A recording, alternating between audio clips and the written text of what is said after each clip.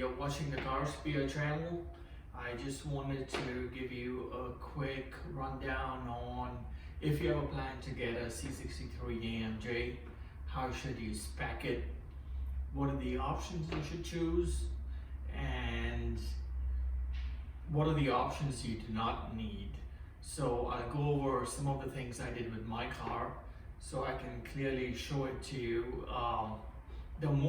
The first thing that stands out is this is a C-Class, it is a C63s, it is an AMG, and it is fabulous. So if ever you were planning to thinking of getting one of these cars, the model year is changing next year, so this is the last chance you got on the 2020 W205. The next one's going to be called the 206, but the concept is really going to remain the same in terms of options. Yes, the engine might change to a 4-cylinder. We've seen some reviews about that, but the car should still stay the same. So let's get on with this, what I've done with my car. I did have a few options in the beginning on what colors to choose. I was leaning towards the iridium silver, like in the movie The Dark Knight, and get the black rims with that, like a Lamborghini. But the iridium silver, it's one of the best colors Mercedes has, but it is a little bright. I prefer something dark, like a Batmobile kind of car. So this is the first time I've got this color. It's called the selenite gray. It looks fabulous. It never gets dirty. Due to the coronavirus lockdown, I might have some dust here, but it's a fabulous color. It's something, if I was to do an AMG again, I would probably get the same color because I like it so much. I was a little skeptical at first as to what the color would be, but overall I think I love the color. The next thing I wanted to show you is with the color, what kind of rims should you get? Should you get the chrome rims? Should you get the silver rims?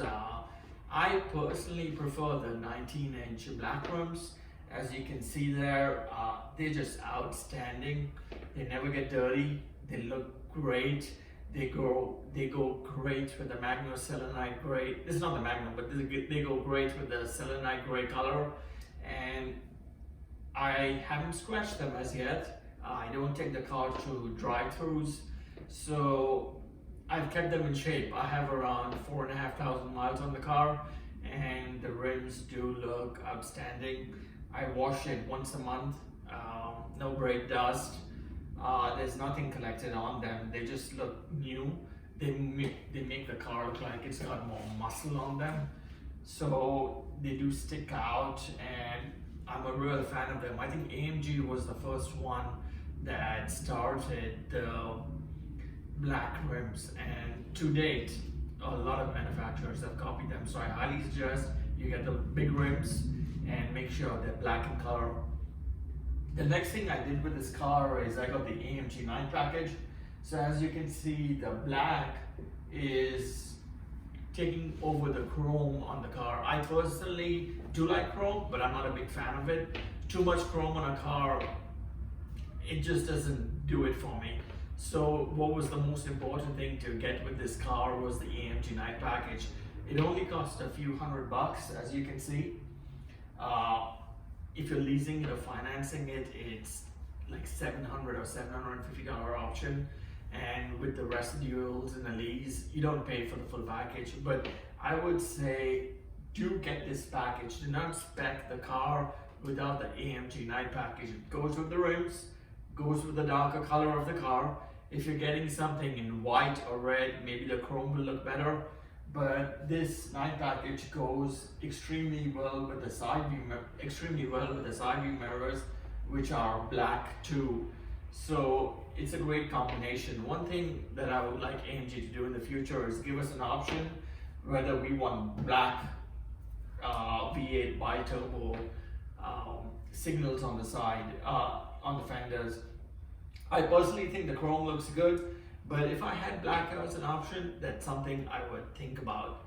So enough said on the side of the car. Let's go to the front and the back and see what's next. So one thing I wanted to show you is the back of the car. You might notice these quad exhaust pipes. They do have lesser sound than the 2009 cars, but I'm not complaining. I drive it fast, I drive it hard, and they make plenty of noise for me. Yes, the grunts are gone, but it's more fluent. The car is more fluent when you're driving. If you take a closer look, these are black chrome. So the standard package, you will have this in chrome. So if you get the AMG 9 package, which you see here, these will be blacked out. I think that is a fine option. I don't see any dirt. This car doesn't need a car wash that often. It goes great. Even with the fender, the diffuser, as you can see down here, the diffuser, it's larger and it goes black with the AMG black package. There are some of you who might want to option the carbon fiber package. It is $2,500 more. If I were you, I would do it, but I'm not complaining about what I have right now. I did save $2,500, and maybe on my next one I will get the carbon fiber. Option I wanted to point out to you is you have to get the LEDs. The LEDs in this one are outstanding.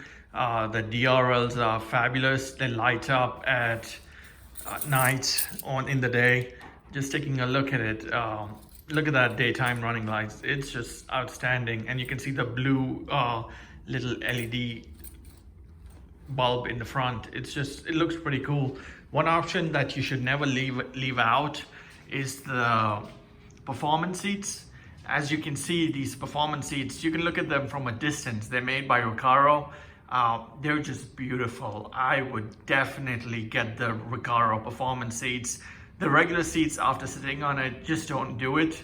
I would highly recommend getting this as an option in the car. Do not get your car without the performance seats. It's not worth it. You're wasting your money. Another part of the interior you have to get is the carbon fiber package. As you can see, this one, my car has the carbon fiber package.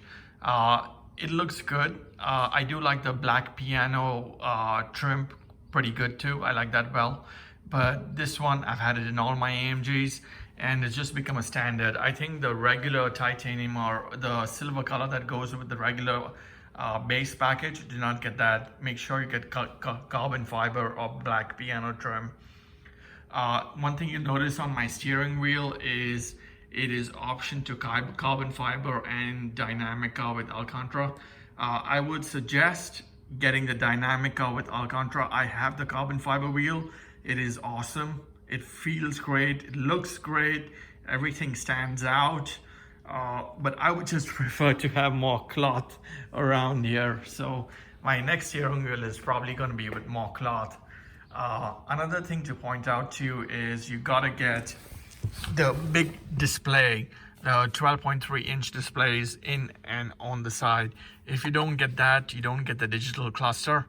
You have to get this. It is outstanding. Look at that. It lights up. It has a McLaren and Lexus and Ferrari type RPM meter in the middle. I would definitely option the car with the bigger screens. In the next car, we're probably going to see the MBUX with everything screenier and a big screenier. But if you're looking to get some AMGs still sitting on the lots out there, do not get the car without this option. I highly recommend it. What are the aftermarket options I should get? I haven't tuned the car, as I don't want to mess with the AMG engine. I think tuning is good, but you might as well get a car that's bigger with more horsepower than mess with your engine, because it messes with the durability of your parts that are in the car, and then there's warranty. One thing you can do, which I did, was I have the AL priority system. There are 3 sensors in the front for laser detection and a radar built in to my grille. It picks up radar and laser in the front, and I have the same setup at the back. Now I can post a separate video on how you can do it, but it would be definitely an option I would get with the car. So I took my car out of the store, out of the dealership when I picked it up, and the next stop was to take it into the electronic shop where they install the ALP in here. And I don't drive without it. I suggest you drive with the system. It saved me a lot of money. It saved me a lot of tickets. It's kept my license active. So I would definitely get that option on the car. Apart from that, there is not much I can say. The car is great. I'm sure you've seen a lot of videos on this car online. A lot of people have reviewed it. I'm not going to go into a full depth review. I just wanted to tell you about some options that you shouldn't leave out. I do have the panoramic sunroof on this car. I could do without it. I don't use it that much, but it came with it. I also have the HUD, the HUD. The HUD is good. I don't use it that much, but if I need the nav, I use the HUD. So those are pretty much the options that I've got. I would definitely recommend buying this car, and in the future, if you think you should get this car or the new 2021, you should never have a doubt in your mind, because the car is just awesome. It's well built. It has no problems. I would highly recommend it. Cheers.